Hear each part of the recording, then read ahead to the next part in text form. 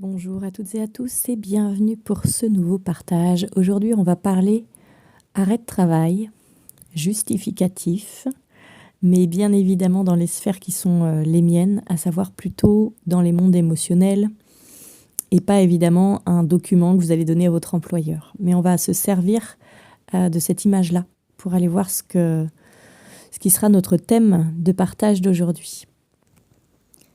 Dans la période actuelle, on est de plus en plus nombreuses et nombreux à sentir intérieurement l'élan, l'invitation plus que cordiale à s'affirmer, pas non plus à se mettre en opposition massive ou à envoyer bouler tout le monde de façon non appropriée, mais vraiment de sentir combien on a pu se laisser envahir par le passé. Et du coup, aujourd'hui, de vouloir remonter des limites pour respecter simplement et devenir gardienne de son champ énergétique pour arrêter de perdre cette fameuse énergie dont j'ai parlé dans notre dernier partage sur les fatigues extrêmes et chroniques et les épuisements. Et du coup, on est aussi de plus en plus nombreux et nombreuses à voir à quel endroit dans nos relations on pouvait justement parfois fuir, si je puis dire énergétiquement, au service de l'autre, soit parce que l'autre nous le demandait et qu'on se sentait obligé de répondre par oui, parce qu'on avait ici notre cape de sauveur encore, tout simplement, ou parce que nous avions besoin d'être celui ou celle qui est là, qui informe l'autre, qui est présent pour l'autre, qui sait pour l'autre, qui aide l'autre, et ainsi de suite. La plupart du temps, d'ailleurs, cette dynamique est bien une dynamique, c'est pas juste l'autre ou juste nous, c'est souvent la dynamique relationnelle qui fait que du coup, on se retrouve comme ponctionné de notre énergie. On va souvent, parfois même dire, oh là là, ici c'était difficile pour moi, ou cette personne est un vampire énergétique, ou voilà, on peut dire ce genre de choses. Et en fait, il est important ici, pas pour se fustiger, mais pour pouvoir justement devenir puissant, là où on était peut-être impuissant avant, de voir que c'est pas forcément l'autre qui est un vampire énergétique, mais si l'autre vous vampirise, c'est qu'il y a un schéma qui cache une blessure chez vous, qui fait que, ok, quand l'autre pousse la porte, là, comme si vous étiez, vous savez, ces portes battantes dans un western, là, quand l'autre pousse la porte, en fait, il n'y a pas moyen qu'elle soit fermée à clé, ces portes. C'est-à-dire qu'à tout moment, on peut les ouvrir, on peut passer. Et donc, si vos limites sont tenues par ces portes battantes, là, ce ne sont pas des vraies portes qu'on peut fermer avec une serrure et avec une clé pour dire non. Aujourd'hui, c'est en travaux, par exemple. Aujourd'hui, c'est pas ouvert. Il n'y a pas de disponibilité pour venir se fournir. Eh bien, les autres, ils viennent et vous avez l'impression que c'est des vampires énergétiques qui viennent vous ponctionner. Vous avez l'impression que vous êtes des réservoirs, des vaches à lait et qu'on vient vous chercher.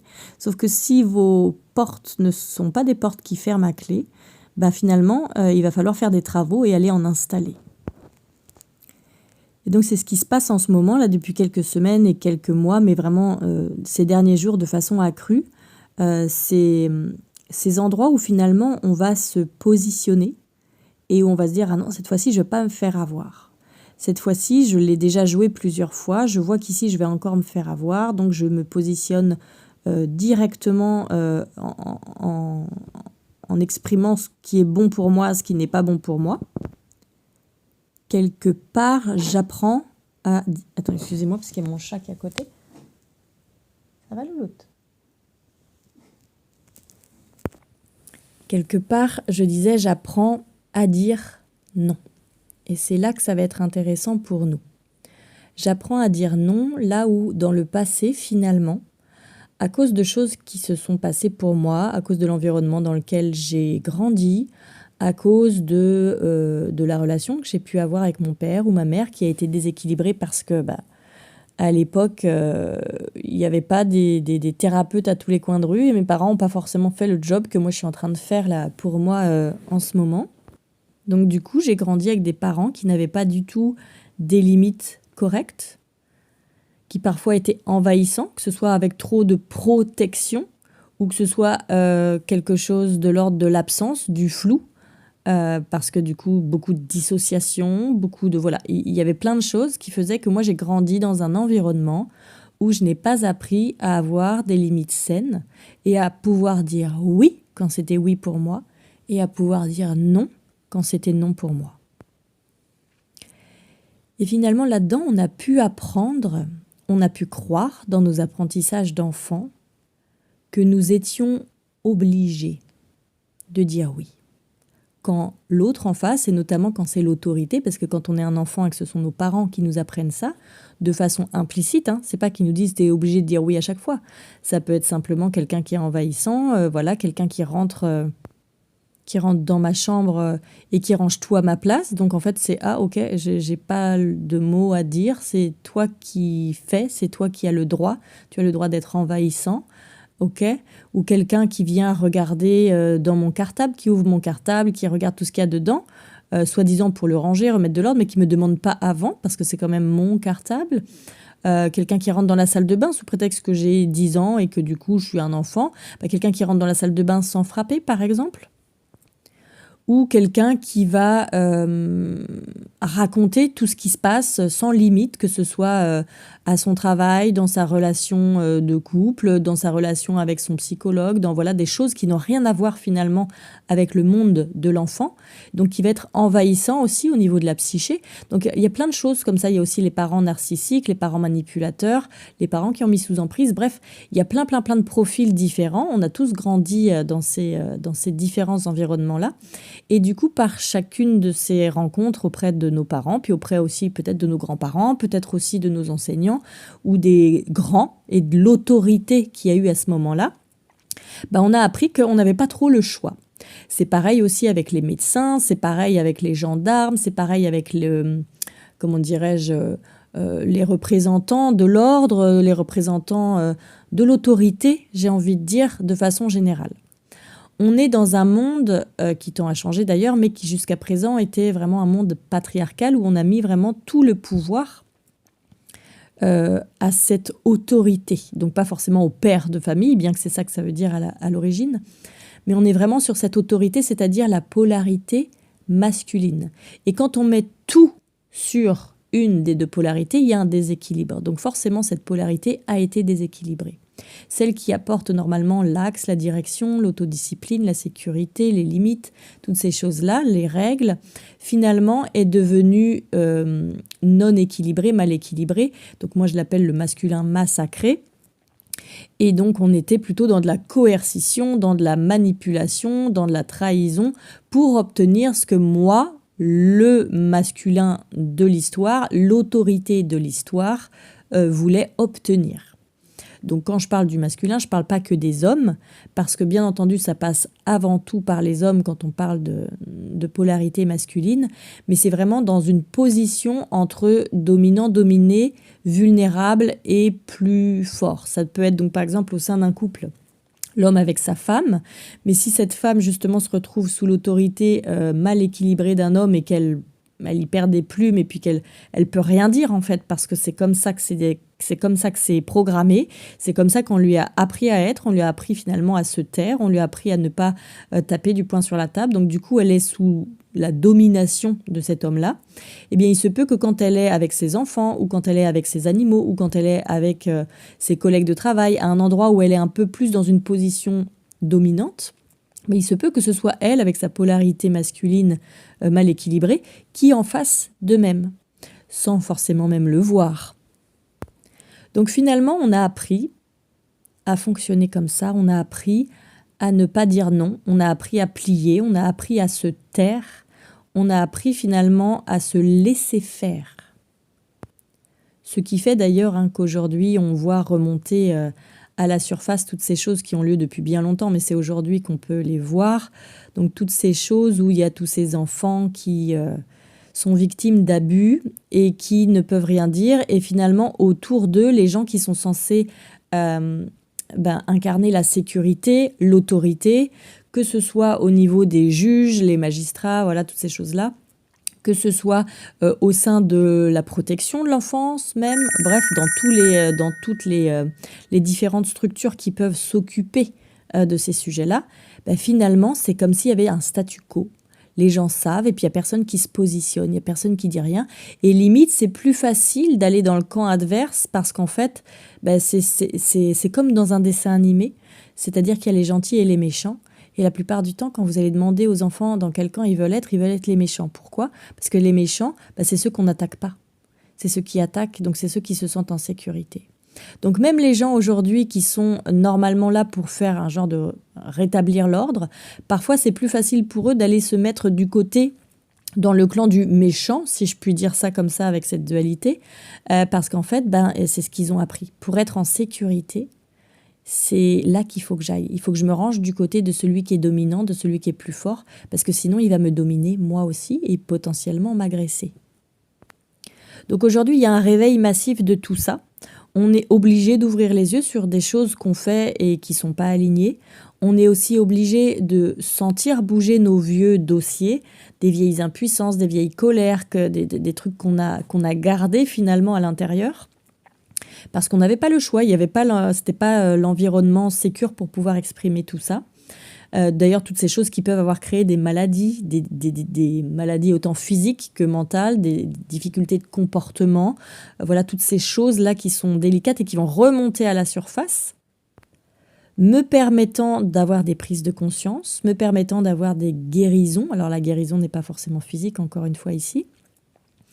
Et ça va me permettre aussi de voir finalement tout ce que j'ai fait par le passé, que je faisais sans même le voir, et je me dis, waouh, si j'avais pu faire ça différemment, là, je m'en veux un peu quand même.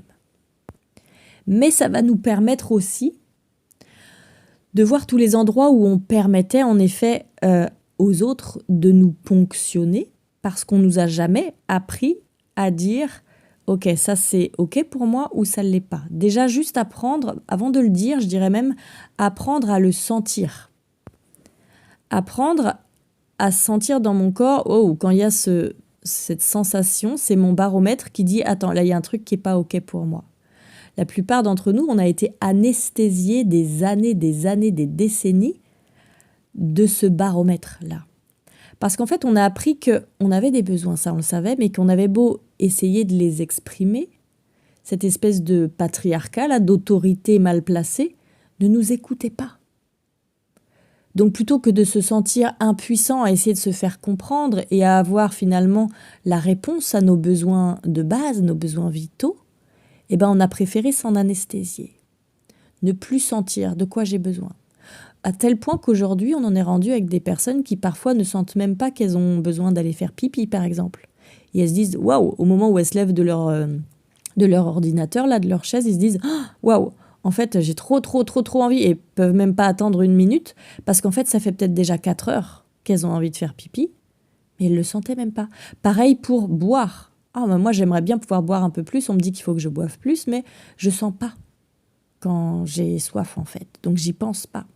Et ainsi de suite. Alors, vous imaginez bien que si déjà on est coupé de ses besoins et des signaux émis pour exprimer ses besoins qui sont des besoins de base, forcément, on est aussi coupé de ce besoin de pouvoir dire non quand, par exemple, il y a quelqu'un qui vient nous parler et qu'il est un peu intrusif énergétiquement. C'est-à-dire qu'on pourrait se dire, c'est quelqu'un de sympa, il échange avec moi, patati patata. Et puis finalement, maintenant, on est en train vraiment d'apprendre à voir qu'il y a une différence. OK, là, il parlait avec moi, là, il y avait un échange, là, il y avait quelque chose d'équilibré, et là, il y a quelque chose qui ne va pas. Là, elle essaye d'instaurer quelque chose, certainement la plupart du temps de façon inconsciente, mais il essaye de se brancher sur moi, là. Et c'est ça qui va faire qu'après, je vais me dire « Oh là là, je me sens vampirisée, je me sens fatiguée, il m'a tout pris. » Mais finalement, c'est pas qu'il vous a tout pris, c'est qu'on a tous appris à se brancher comme ça. C'est-à-dire qu'à un moment donné, on est celui qui va prendre à l'autre, et à un moment donné, on va être celui à qui on prend. Et à un moment donné, c'est pareil. Du coup, c'est pas forcément « il m'a pris quelque chose », mais parfois, on va avoir l'impression d'avoir absorbé ce qu'il est. C'est-à-dire que tout le bagage qui le fait, lui, agir de cette façon-là, son bagage qui est un bagage émotionnel, quand on travaille comme ça, quand on se branche les uns les autres dans ces dynamiques relationnelles, c'est pour se soulager et psycho-émotionnellement d'un bagage qu'on tient dans notre boîte noire, là, comme je l'appelle là-haut du père Fouettard, dans notre inconscient. et dont on ne s'est pas occupé parce qu'on ne nous a pas appris à le faire. Du coup, on essaye de se décharger de cela en étant en relation avec l'autre. Et chacun va user de stratagèmes de survie pour pouvoir vider sa hotte chez l'autre. Donc ça peut être sous couvert d'aide pour les plus... ceux qui veulent être sous le côté lumineux. Ça peut être aussi sous couvert de domination pour ceux qui sont plutôt dans le mode bourreau. Donc moi je suis par exemple le patron de mes employés, aujourd'hui je me sens pas bien, au lieu d'aller voir pourquoi je me sens pas bien, je vais aller crier sur lui, je vais aller lui dire à elle combien elle est incompétente, et patati et patata, et en fait par la peur, je vais régner par la peur, moi je vais pouvoir me décharger des autres, et comme les autres ils ont appris à surtout pas dire non ou à pas taper du poing sur la table, ça me convient bien parce que comme ça je peux me décharger. Sauf qu'au final ils vont aller se décharger à leur tour après sur quelqu'un d'autre et on s'en sort pas. Donc le but du jeu pour nous aujourd'hui, c'est bien, comme je le répète depuis quelques bonnes années maintenant, d'arrêter de se pluguer les uns aux autres à l'horizontale pour se soulager de notre psychisme qui n'a pas été traité, mais bien quand on se branche à l'horizontale juste pour partager des belles choses, et on peut se brancher à l'horizontale à partir du moment où on s'est finalement branché correctement à la verticale. C'est-à-dire qu'on est ce trait d'union entre terre et ciel, nourri autant par l'incarnation terrestre, par l'humain que l'on est, donc en lien avec son corps, et aussi nourri par le ciel, ce profond principe qui nous habite, ce principe divin, duquel on est très largement à la surface de cette terre actuellement coupé. Et lorsqu'on s'inscrit finalement dans cette verticalité, dans cette autonomie énergétique, alors je peux rentrer en dynamique relationnelle à l'horizontale avec les autres parce que ce que je vais donner, c'est ce dont je suis nourri. Je suis nourri, je suis repu, je ne suis pas un affamé d'énergie vitale, un affamé de reconnaissance, un affamé d'amour, un affamé de je ne sais pas quoi. Donc comme je suis moi-même repu, je peux même partager. Et donc quand je vais aider ou quand je vais dire non, ce sera plus aider pour obtenir et ce sera pas dire non pour dominer, ce sera simplement pour maintenir quelque chose de juste et d'équilibré. Maintenant, revenons sur cette notion de, en fait, j'ai appris que je devais donner à l'autre, ou j'ai appris que je devais absorber les énergies de l'autre. Ça, c'est quelque chose qu'on a appris la plupart du temps dans notre enfance. C'est notre stratégie de survie. On ne comprenait pas finalement l'environnement dans lequel on était, qui ne nous donnait pas ce dont on avait besoin. Pas encore une fois à cause de nos parents qui étaient méchants ou quoi que ce soit, mais parce qu'eux-mêmes n'avaient pas eu la réponse à leurs propres besoins. Donc forcément, par effet cascade, ils ne pouvaient pas me donner ce dont moi j'avais besoin. Donc à ce moment-là, j'ai mis en place des stratégies de survie pour espérer recevoir le minimum d'amour, le minimum d'attention, le minimum de reconnaissance dont j'avais besoin. Donc je peux parfois avoir appris à être celui qui est toujours gentil, toujours sage par exemple. Donc quand je vais être toujours gentil ou toujours sage, je vais dire oui pour faire plaisir.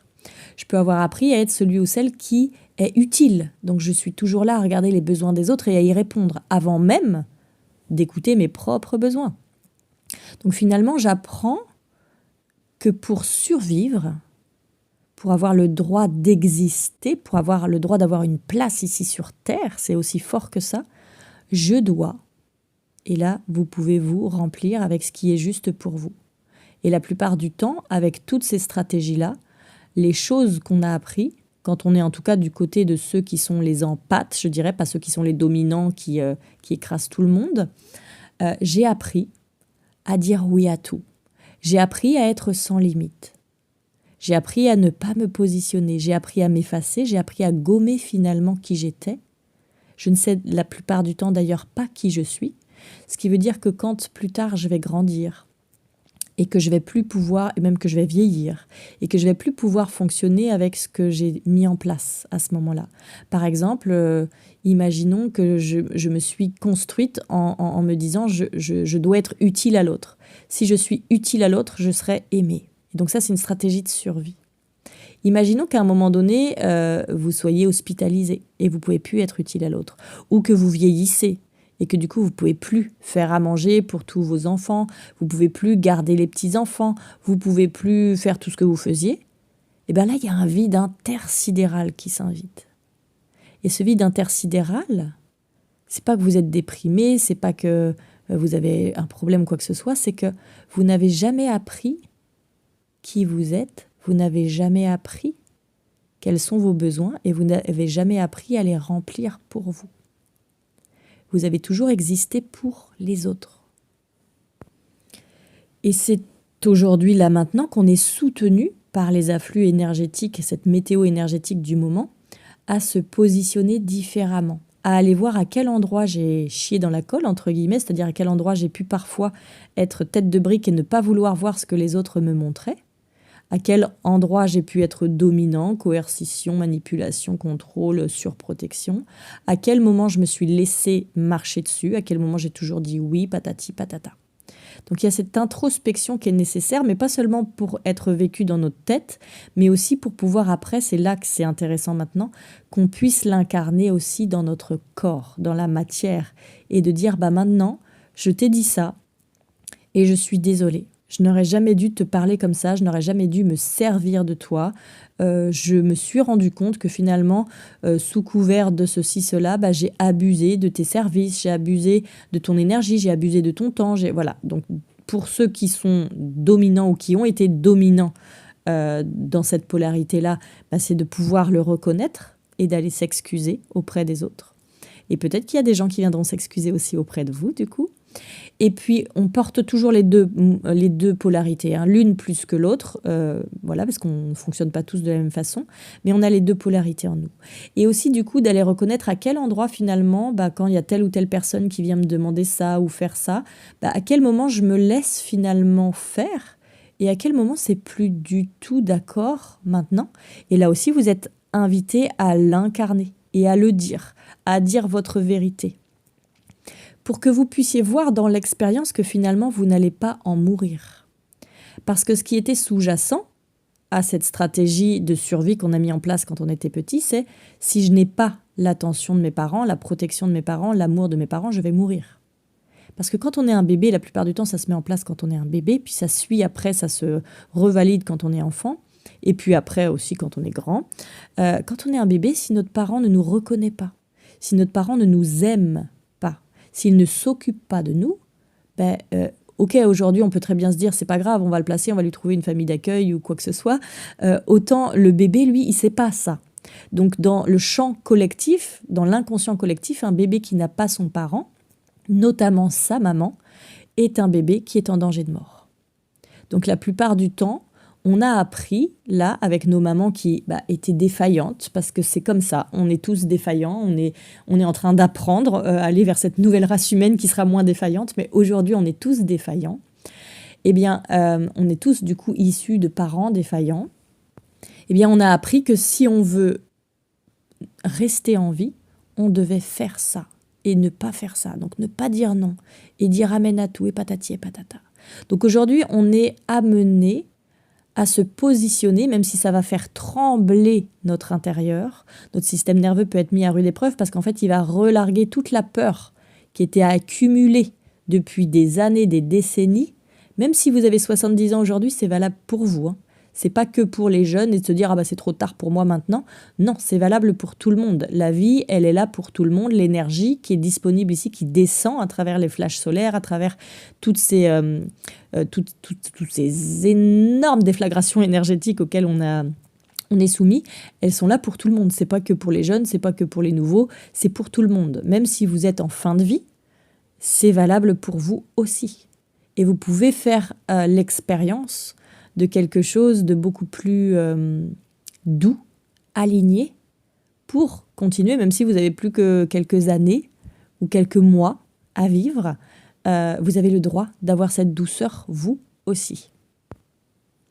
Donc à quel moment, quand je me repositionne et que j'ose dire « ça, c'est pas juste pour moi, ça, c'est non », vous allez pouvoir faire l'expérience que finalement vous tenez et que vous n'allez pas en mourir.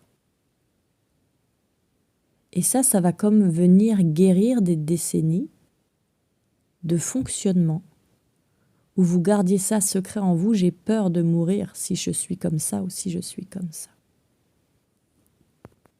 Maintenant, pourquoi dans le titre de ce partage, je nomme ici l'arrêt de travail et la justification? Parce que certains d'entre nous, quand on va apprendre comme ça à dire non, parce que tout simplement on va sentir le truc, on va se dire attends, je l'ai déjà joué 15 fois ce truc, je vais dire non ici, c'est même pas négociable, je le dis, boum, c'est comme ça. L'autre en face, n'ayant pas forcément l'habitude que vous réagissiez comme ça, va essayer certainement, si lui n'est pas allé voir ses propres dossiers en tout cas, de vous faire culpabiliser. La plupart du temps, évidemment, c'est pour s'anesthésier de ses propres bagages qu'il n'est pas encore allé voir, qu'il n'a pas encore conscientisé. Si je lui dis non, il peut se sentir rejeté, par exemple, ou il peut avoir l'impression d'avoir fait une erreur, ou il peut avoir l'impression d'être humilié, qu'on ne le choisit pas. Bref, il peut avoir plein de choses qui vont venir activer tous ces petits, ces petits ou ces gros d'ailleurs, bagages, toutes ces blessures passées. Et pour continuer de s'en anesthésier, il va vouloir projeter ça sur vous et dire que c'est vous qui êtes méchant, c'est vous qui n'êtes pas suffisant. Et puis s'il est dominant, forcément il va vous dire franchement c'est n'importe quoi. Voilà, il va y aller franco en vous disant que vous n'êtes pas assez, que c'est pas bien, que patati que patata. Et si c'est quelqu'un qui se cache derrière un personnage de douceur, de bienveillance, de lumière, de ceci, de cela, il va utiliser ici ce qu'on appelle le passif agressif. Donc en faisant lançant une petite pique, mais on ne sait pas si c'est une blague ou un sarcasme ou quelque chose finalement qui... Ouais, si jamais j'allais lui demander pourquoi tu dis ça, c'est une blague ou quoi? Et que là, du coup, il était vu dans « Oh merde, j'ai dit un truc qui est pas cool, je suis un méchant, alors que j'ai un masque de gentil. » je vais pouvoir dire finalement « Ah mais non, mais oui, c'était une blague, évidemment. » Ben oui, évidemment. Voyez-vous ici comme finalement chacun va devoir se réapproprier ses dossiers. Le but du jeu ici étant de pouvoir apprendre à dire non sans se justifier. Pourquoi sans se justifier? Alors peut-être qu'au début vous allez dire non. En fait, il y a différentes étapes. Avant de réussir à dire non, il faut déjà pouvoir conscientiser qu'on aurait dû dire non. Donc ça, c'est la première étape qui n'est pas souvent facile. Une fois qu'on l'a vu, c'est pas confortable, mais en tout cas, le plus dur est fait. On l'a vu, j'aurais dû dire non, je me suis laissé marcher dessus, je me suis laissé dire ça, tatati tatata. À partir du moment où je l'ai vu, il va y avoir cette étape où je vais dire, allez, maintenant, je vais essayer de dire non, de dire stop, de dire je suis pas d'accord, de faire asseoir mon autorité, finalement. Et puis avant de réussir, il y aura toutes ces fois où je vais le voir et où je vais pas réussir à le faire. Ces fois où finalement je vais rentrer chez moi et je vais me dire mais je suis qu'une nulle, c'est pas possible, j'aurais dû dire ça, patati patata. On se refait tout le scénario de ce qu'on aurait pu dire, de ce que ça aurait été bien de le dire, de se défendre, ça nous fait monter la colère, machin, tout ça. Et puis à un moment donné, quand on s'occupe de vraiment ce qui est ici, donc de cette colère, parce que c'est une colère qui est là depuis des décennies, c'est pas juste la colère de j'ai pas réussi à dire non aujourd'hui, c'est la colère de tous ces noms que j'aurais dû dire et que j'ai pas pu dire parce que j'étais obligée, j'étais enfant à l'époque. Donc une fois qu'on s'est occupé de ça, finalement, on va pouvoir passer à l'étape suivante, qui est l'étape de j'arrive à dire non, et je me rends même pas compte que je dis non, mais je m'en rends compte parce que l'autre en face, justement, réagit d'une drôle de façon. Comme s'il avait toujours eu l'habitude que je dise oui, et que là, du coup, il se défendait. Et c'est là qu'on voit que, finalement, quand on pose des limites, c'est là qu'on voit qui en profitait quand il n'y en avait pas. En fait, quand vous dites non maintenant, vous n'avez pas à vous justifier. Si vous dites non, c'est qu'il y a une raison à l'intérieur de vous et vous n'avez pas à l'expliquer à l'autre pour justifier que vous avez le droit de poser ici une barrière, une limite. Et c'est là qu'arrive l'arrêt de travail. Si vous vous justifiez, c'est comme si en fait vous étiez au travail et que vous aviez obligation de donner un justificatif, un arrêt de travail à votre patron pour dire « je ne viens pas travailler aujourd'hui, mais j'ai une bonne raison. Regarde, je ne suis pas un tir au flanc. Je suis malade. Le docteur, qui est une autorité, m'a fait un papier pour te montrer que aujourd'hui je ne peux pas faire ce que je fais d'habitude. » Ici, si vous vous justifiez, ça veut dire que quelque part, vous étiez en train de travailler. Et quand je travaille, c'est quoi? C'est pour mériter mon salaire. Est-ce que ça veut dire que quand vous dites non à l'autre parce qu'il vous demande de l'aide, il vous demande ceci, vous demande cela, et que c'est pas dispo pour vous, peu importe, parce que l'autre ne sait pas ce qui est juste pour vous aujourd'hui. L'autre ne sait pas ce qui se passe dans votre vie, l'autre ne sait pas les enjeux, l'autre ne sait pas votre santé, l'autre ne sait pas. Il n'y a pas à savoir en fait. Si vous dites non et que l'autre n'est pas content et veut forcer un oui pour se soulager lui, ça veut dire que jusqu'à présent, vous étiez en train de travailler pour mériter le droit d'exister, mériter le droit de vivre, mériter le droit d'avoir de l'attention, mériter le lien finalement. Est-ce que vous avez envie d'entretenir un lien dans lequel vous êtes en train de travailler? C'est-à-dire que tant que je suis comme ça, je suis acceptée et je suis payée, donc j'ai un peu quelques miettes en retour d'attention, de je ne suis pas tout seul au moins. Ou est-ce que vous décidez aujourd'hui, peu importe l'âge que vous avez, que vous ayez 10 ans, 80 ans et tous les âges intermédiaires, est-ce que vous décidez aujourd'hui d'entretenir des relations dans lesquelles vous n'avez pas besoin de prouver votre légitimité à exister? Parce que ça n'est rien de moins que ça qui se joue en ce moment, pour chacun d'entre nous. Et quand je dis en ce moment là maintenant, mais comme nous travaillons entre guillemets par vagues, c'est-à-dire qu'on n'est pas tous rendus au même point, certains aujourd'hui sont rendus au point où ils se positionnent, d'autres sont rendus au point où ils commencent juste un peu à s'ouvrir à cela, à prendre conscience d'eux. Donc évidemment, ces énergies, elles travaillent pour tout le monde, mais comme on n'est pas rendus tous au même niveau du jeu vidéo, j'ai envie de dire, ça vient nous chercher là où on est rendu. Ce qui veut dire que peut-être vous allez écouter ce partage-là que je vous fais aujourd'hui dans 2 ans, et que dans 2 ans, il résonnera pour vous.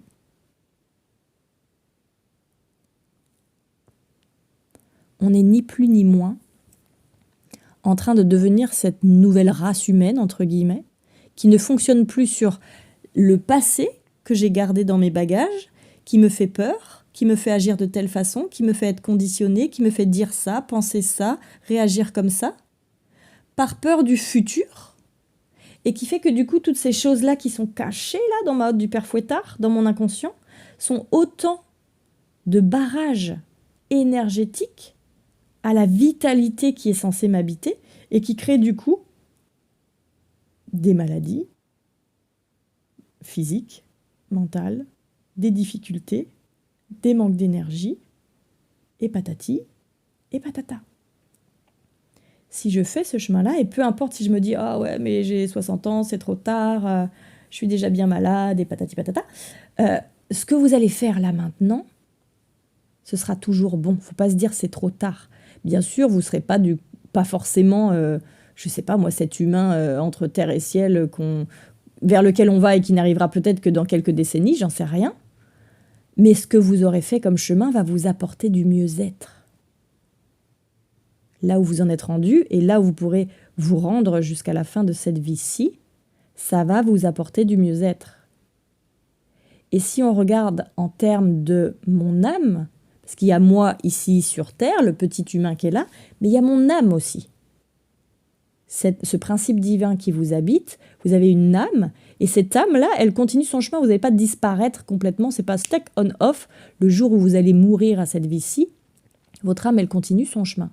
Et tout le chemin que vous aurez fait à travers cette incarnation-là, ce sera des poids en moins pour votre âme qui continuera son chemin après. Donc je le redis, il n'est jamais trop tard. Et puis si vous travaillez, là aussi, vous ne travaillez pas seulement pour vous, vous travaillez aussi pour les générations à venir, on travaille collectivement, parce que plus on est à s'ouvrir à cela, plus on est à se mettre en chemin sur cela, et plus on aide le collectif à le faire. Ce qui veut dire que vous le faites aussi pour vos enfants, pour vos petits-enfants, pour vos petits-petits-enfants et les générations à venir. Si chacun prend sa part de responsabilité, la liberté à laquelle on est tous, on aspire tous, arrivera beaucoup plus vite dans le cœur de chacun. Alors aujourd'hui, est-ce que vous pouvez aller voir comment vous travaillez pour mériter le droit d'exister? Qu'est-ce que c'est votre histoire à vous? Pour avoir le droit de profiter, qu'est-ce que je dois faire? Je dois sauver le monde entier? Je dois aider toute ma famille? Je dois ne dire non à personne? Je dois faire tout ce qui est sur ma to-do list? Je dois être parfait, parfaite? Et qu'est-ce que ça veut dire? Je vous invite à observer ce qui va remonter dans les semaines à venir, à être vraiment en présence, en conscience de ce sujet-là. Et de vous rappeler qu'à un moment donné, quand vous allez peut-être dire oui par habitude, vous allez vous stopper et dire « j'ai pas besoin d'un justificatif, je suis pas en train de travailler ». Le fait de donner de l'aide à quelqu'un, même si c'est mes enfants, même si c'est mon conjoint, même si c'est ma meilleure amie, même si c'est quelqu'un qui est gentil en face, même si c'est les animaux, pour moi par exemple, c'est très important pour plusieurs d'entre vous aussi, même peu importe qui j'ai en face de moi, je ne suis pas au travail. Je le fais si c'est juste pour moi par rapport à ce que j'ai à donner. Parce que si je me disperse à aider tout le monde, à être utile à tout le monde, à sauver tout le monde, à dire oui à tout le monde par peur de déplaire, que le lien se coupe, qu'est-ce qui se passe? Je me disperse, je disperse toute mon énergie, tout mon temps et du coup tous mes talents. Et après je vais me dire mais comment ça se fait que j'arrive pas à, par exemple j'en sais rien, je suis passionnée de danse, j'arrive pas à ouvrir mon école de danse. Et comment ça se fait que j'arrive pas à terminer, j'en sais rien, je suis en train de faire des réparations dans ma maison, mais comment ça se fait que j'arrive pas à finir mes réparations? Mais parce qu'en fait, votre énergie, elle est dispersée dans tous les sens à cause de cela. Pour celles et ceux d'entre vous qui suivez mes partages depuis un moment, vous m'avez peut-être déjà entendu partager ce mantra, entre guillemets, que la sagesse animale d'un des petits chats que j'ai aujourd'hui à mes côtés m'a transmis. Je vous avais partagé à nombreuses reprises: tu n'as jamais été le problème, tu étais la solution. Et quand on prend ce mantra, si je peux l'appeler comme ça, depuis les sphères desquelles il arrive, c'est-à-dire depuis un certain niveau de conscience, depuis un certain plan, c'est vrai. C'est-à-dire que quand toi tu es arrivé et que tu ne t'es pas, entre guillemets, senti aimé avec la réponse aux besoins que tu avais, tu t'es dit « je suis un problème, je gêne, je dérange, je suis trop ceci, je suis pas assez ça ». Et c'est comme ça que du coup tu t'es construit, pour essayer d'être le moins problématique, pour espérer avoir le plus de chances de recevoir ce dont tu avais besoin. Tu t'es transformé, tu t'es trahi, quelque part tu as menti sur qui tu étais, mais c'était une stratégie obligée pour survivre. Sauf que, en effet, tu étais la solution. C'est-à-dire que tu arrives ici avec cette étincelle d'amour que tu es finalement, et c'est toi la solution parce que du coup, en arrivant ici, tout l'amour que tu es, avant d'avoir été distordu par justement ce que tu n'as pas reçu, tu es venu apporter quelque chose. Tu as été la solution, tu es venu amener une étincelle d'amour, une étincelle d'intégrité, une étincelle d'authenticité dans cette famille dans laquelle tu es arrivé. Et ça a fait bouger les choses. Et toutes les problématiques qui étaient les tiennes et qui étaient perçues comme des problèmes par tes parents ou par les gens à l'extérieur étaient finalement très mal comprises. Et c'était finalement comme un petit fil rouge qu'on aurait pu remonter pour voir de quoi tu manquais et pourquoi tu en manquais. Pour voir qu'ici il y avait une problématique chez ceux qui t'ont accueilli. Et pas juste pour leur montrer du doigt et leur dire c'est pas beau, t'es pas bien, t'es pas assez, t'es pas suffisant, mais leur dire regarde comme ici toi aussi tu as souffert et comment tu le caches encore. Et comment finalement ça t'amène dans une vie de misère. Est-ce que tu veux vivre quelque chose de plus grand? Est-ce que tu veux te libérer? Est-ce que tu veux le faire avec moi, ton enfant? Moi, c'est ce que je vous invite à faire aujourd'hui dans les parcours famille, où on vient traduire bébé dans ses difficultés et on accompagne la famille à se rééquilibrer.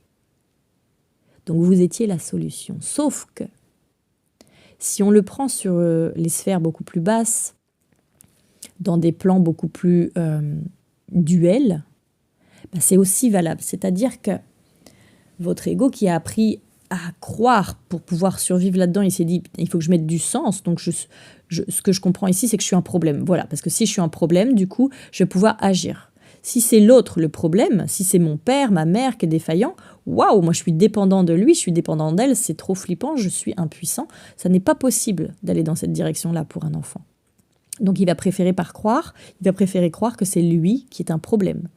Et comme ça, finalement, c'est l'enfant, donc l'ego, la part souffrante, qui va se dire « Je ne suis pas un problème, je suis la solution ». Mais voyez comme ici, on n'est pas du tout sur les mêmes plans. C'est-à-dire que vous allez apprendre à devenir la solution. Mais pas en étant simplement qui vous êtes, cette émanation, ce principe divin, mais en faisant, en étant celui qui est utile, en étant celui qui dit jamais non, en étant celui qui, comme s'il fallait que vous soyez la solution. Et vous étiez en train, à ce moment-là, de signer un CDI. Vous étiez en train de signer un contrat de travail. Qui fait qu'aujourd'hui, quand vous devez dire non parce que vous n'en pouvez plus, vous avez toujours le besoin de vous justifier. Si ça vous parle, je vous invite à faire un acte symbolique.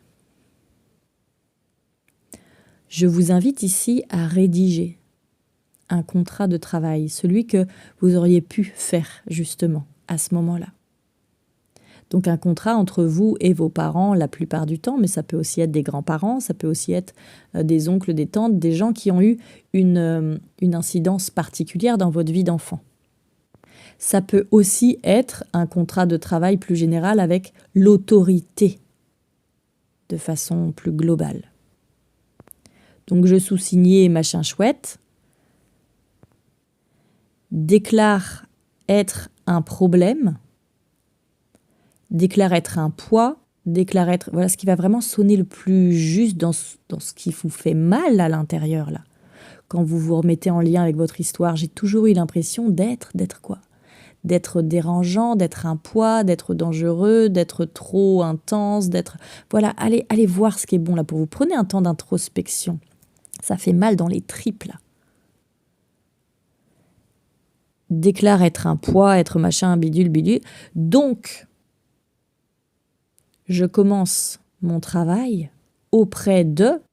Donc, vous pouvez ici inscrire le nom de vos parents ou auprès de l'autorité globale, si vous ne savez pas exactement auprès de qui, tout ça, ça s'est mis en place. Et voilà quelles sont finalement les différentes caractéristiques de mon poste. Quelles sont les différentes choses que je dois faire au sein de ce travail. Et là, vous allez lister toutes ces choses qui vous viennent. Dire oui à tout, se sacrifier, ne pas interrompre l'autorité même quand elle a tort, faire semblant d'être d'accord, bref, toutes ces choses qui vont vous venir. Vous marquez tout ça là.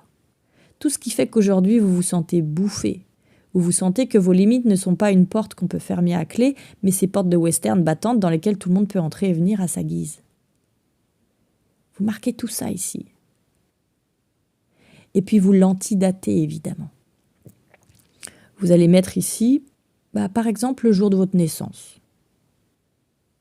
On ne sait pas, peut-être que c'est un autre moment, peut-être c'est 3 jours après votre naissance, peut-être c'est déjà in utero, peut-être c'est à 10 ans, bref, on s'en fiche, mais de façon à ce qu'il y ait quelque chose, à moins que vous ayez une date particulière qui vous vienne, mais voilà, de se dire, je vais renaître en fait. Je vais renaître ici, et donc je veux une nouvelle vie, je veux une nouvelle naissance, je veux reprendre les règles du jeu à ma façon, et pas les règles du jeu qu'on m'a imposées pour pouvoir survivre dans cette famille-là. Parce que dans cette famille-là, il y a une certaine règle du jeu, mais qui n'a rien à voir. Si je regarde dans les autres familles, si je regarde d'autres personnes, ben, il y a des gens qui n'ont pas les mêmes règles que moi et qui semblent être en meilleure santé ou avoir plus le droit de se donner plus de droits à aller vers la joie, vers la réussite. Donc c'est qu'on n'a pas tous les mêmes règles du jeu. Donc j'ai droit d'aller voir ailleurs en fait. J'ai droit d'aller voir comment ça fonctionne quand j'ai plus ces règles du jeu-là. Et donc j'ai droit de rompre mon contrat, j'ai droit d'arrêter ce travail qui m'épuise. Donc vous l'antidatez, le jour de votre naissance, vous le signez. Et puis ce que vous allez faire maintenant, c'est que vous allez prendre un temps, juste 1 minute pour vous recentrer, pour essayer de faire taire tout ce qui est dans votre tête. Prendre une bonne inspiration. On expire. Prenez le temps de sentir vos 2 pieds posés sur le sol, si vous pouvez être debout ou marcher ou être assis. Si vous êtes allongé et que vous ne pouvez pas vous lever, vous sentez vos pieds contre le matelas sur lequel vous êtes allongé, par exemple. Et vous remontez tout du long de votre corps avec votre attention. Vous remontez le long de vos jambes.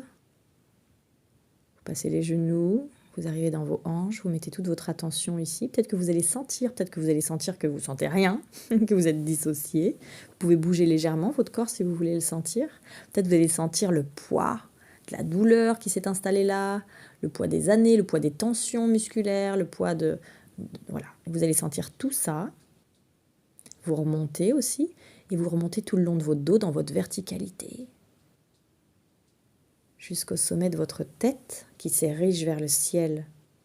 Et que vous le sentiez ou non, que vous le croyiez ou non, que vous pensiez que c'est possible ou non, que vous pensiez que vous le méritiez ou non, vous allez pouvoir imaginer cette douche de lumière qui passe à travers vous là, à travers cette verticalité.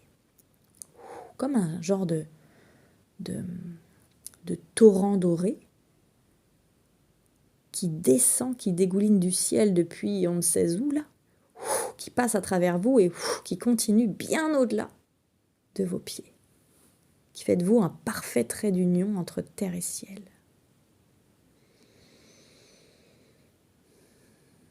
Et c'est depuis cet endroit où vous êtes nourri, parce que vous vous rappelez, pas dans votre tête, mais dans l'expérience que vous faites, que vous êtes nourri entre terre et ciel, que vous êtes, comme j'aime à le dire, l'enfant de la terre et le fils et la fille des étoiles,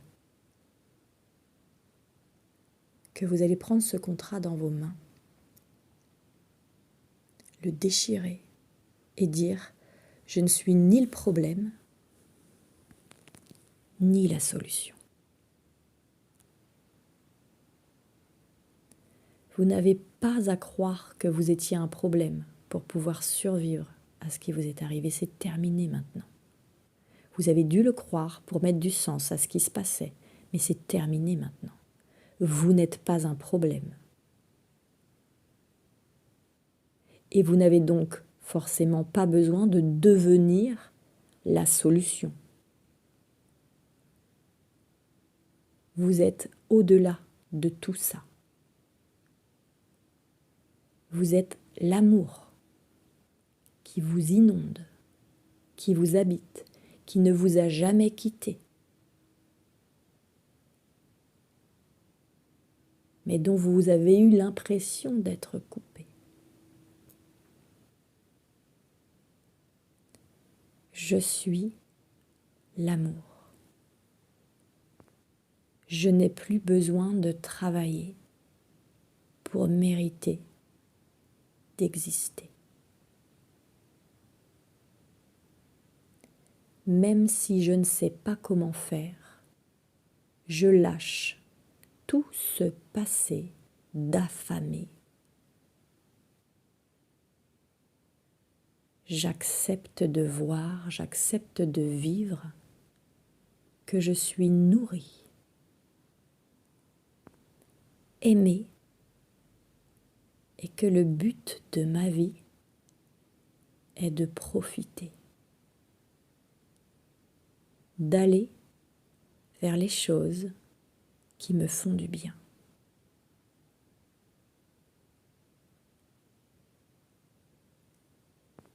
Je n'ai pas besoin d'avoir suffisamment travaillé pour avoir le droit d'aller en récré.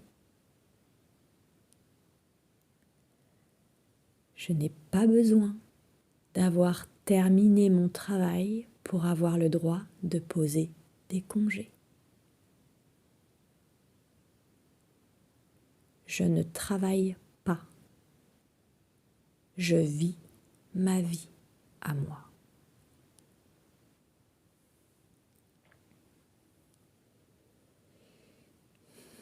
Merci pour votre écoute. Je vous laisse avec ça, laissez tout ça décanter. Il y a des choses qui vont bouger. Vous allez peut-être être très fatigué, allez vous reposer. Vous allez peut-être avoir des eureka. Suivez-les. Vous allez peut-être avoir des rêves, des révélations, des cauchemars pour expulser. Tout ça, c'est OK. Souvenez-vous d'une chose. Vous n'avez rien à mériter, rien à justifier. Vous êtes aimable et vous êtes aimé. À très bientôt.